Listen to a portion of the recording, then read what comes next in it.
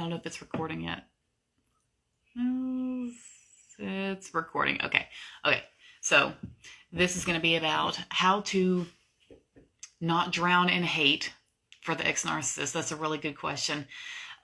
So here's the deal. Part of the last video I just did about how to gray wall the ex-narcissist is a lot of that is going to apply to this as well, because you have to remember that the narcissist is operating from a very low point, like a very low vibration. They're not intelligent. Well, maybe sometimes, but they don't have good emotional intelligence about themselves, and they're not whole. They're not whole people. They don't have a lot of identity, and they don't know how to bond and things like that.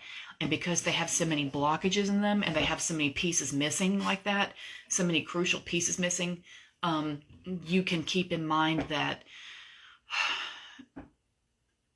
because they are not really whole people, there's nothing, you don't have to hate them, because they're not even real people in a way. Like, they're so crazy. Do you know what I mean? And also, because you've gotten away from them, or at least you're not under the ex-narcissist thumb anymore, you've already won. You've already got the victory, because you got away, and they can't tell you what to do anymore. So once you get to that point where it's like you're no longer their slave, you've already had victory number one. And you're also working on your boundaries and how to not let that shit ever happen again, things like that. So you're already a step ahead, or 3 steps ahead as it is. So if you want to hate them a little bit, I wouldn't hold that against you. I don't think that hate or anger is a bad emotion. It's not. Because you need to have a chance to cleanse all that out of you. If it goes on for like 3 years and you're still wanting that person to die, that might be a little bit different that we need to look into. But if it was like 3 months ago and you're still feeling some hatred for what that person did to you over a year or 3 or 10, that's normal. And I'm not going to tell you to stop doing that, because you should hate them. You're in the right to do that. So, but it just, make sure that you don't, let it control you, and make sure that you don't let it control your life or interrupt your life or make it to where you can't live your life for you. That's where the hatred, that's where you have to know how to draw the line. You know what I mean? So just be sure that you are living your life for you. You're doing things that are good for you. You're doing things that are healthy for you, things that make you happy, things that remind you that you are the victorious one that came out on top, and you're not the sore loser. You know what I mean? Like, the narcissist is a sore loser. So you've already won the battle by not being not being under their thumb, and not being a victim to their bullshit. So what you can focus on now, instead of if the hatred and the anger is like really distracting you and it's getting in the way, you can start thinking about who you'd like to be, like your next level up or whatever, or your next new and improved version of you. You can start thinking about that instead, and shift your focus to that. Shift your focus to yourself, and start thinking about who you want to be. What kind of attitude do you want to have about life? Do you want to start going to the gym? Do you want to start reading books? Do you want to start picking up hobbies? Do you want to open your own business? What does the next level of you, the next version of you look like? What does she look like? What does she do? What's her mentality? What are her habits? And you can start plugging into that and start making that a reality, and your thoughts will surround that, and you'll start to focus on that and pour yourself into that, instead of worrying about what his ass is doing, or being mad about what he did. And that way you're not distracted, and you're not wasting your energy on some shit that's not helping you anyway. You see what I mean?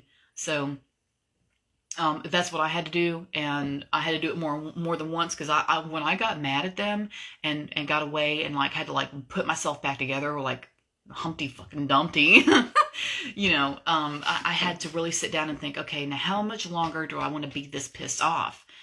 because I knew that they were just going to go on and live their little lives and just, screw some other girls and la-di-da, and act like nothing ever happened. I knew they were going to do that. So because we know they're going to do that, we have to sit here and think, okay, so how do I go on and live my life? Because I know that's what they're going to do. How do I go and live my life and live it for me and do what I want and make me happy? And you just start thinking about what it is you want from your life. Who do you want to be? What do you want from your life? What kind of results do you want from yourself in the next 6 months? Anything. You can start yoga. You can start eating better. You can start studying a certain topic. Save some money to go back to school. Save up for a car. Get in touch with some relatives. Go out and socialize and make a whole new group of friends. Whatever, any goal that you want to have to improve your life and get yourself ahead and leave the ex-narcissist behind and leave that anger behind. You just set a goal for yourself and pour yourself into that. And you pour yourself, into your future self. And your future self is going to look back at you and pat you on the back and say, thank you for believing in us. You know what I mean? And make your life about you. Because when you're angry at somebody else like that, and I have done the anger. I had it tattooed across. I basically had it tattooed right here. Pissed off. You know what I mean? So I know that feeling. But if you can make your life about you instead of making it about them, you'll see the difference. You'll see what I mean. Because feeling that rage over the injustice of what they do can really take over. And people who are mad at narcissists for what they do to them, they have every right to be mad. I'll never tell you, oh, you shouldn't, ... No, you should. You should be pissed off. Hell yeah. But, don't let it ruin you either. Because you have to live your life for you, period. And, especially if you have children that are relying on you, who need you to be on your A as much as possible. And for you to set a good example and things like that, and for you to teach them, how to live and how to be and how to believe themselves and how to love themselves and stuff like that. It's a lot of work. It's a lot of work, and to be recovering from shit like that and having to set an example and having to go to work and having to blah, blah, blah, all the rest of it. So if you start putting yourself first and start thinking about, okay, who's my future self? What does she look like? What does she do? How badass is she? How do I start working towards that? And hell, if you need to, sit down with a notebook and don't think I haven't done stuff like that. These are my notes. Sit down with a notebook and write down the qualities of your next level self. And don't be too hard on yourself. If you have like big goals or whatever that seem far away, it's okay to have big goals that seem far away. But if you're trying to go easy on yourself right now and you're just trying to be nice to yourself, do some goals that feel like they're within reason. There's nothing wrong with that. You know what I mean? Do baby steps. I'm big on baby steps. My clients, they know my baby steps.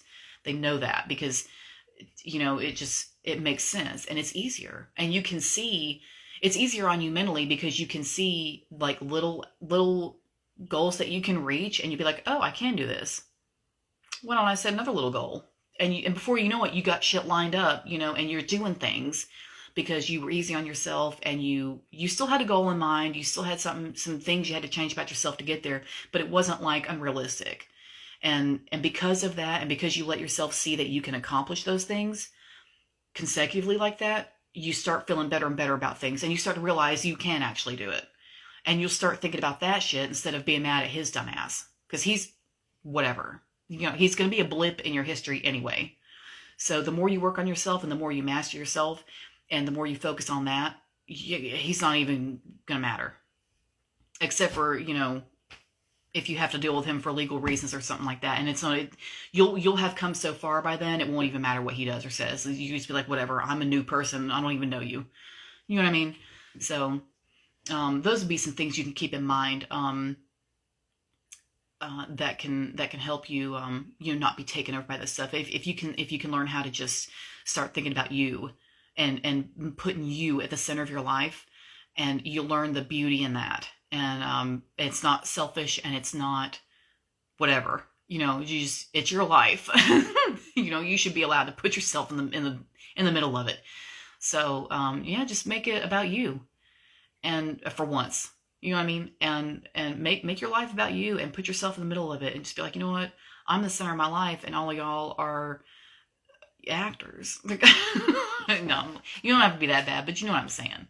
And that way you take, as soon as you take your focus off the anger and think of moments where, you know, when you're thinking about something and you zone out completely and you're thinking about something totally different and you think about something that makes you feel good and you smile and then you kind of come back to reality and you realized you were smiling, especially if somebody else is like, oh, what are you smiling about?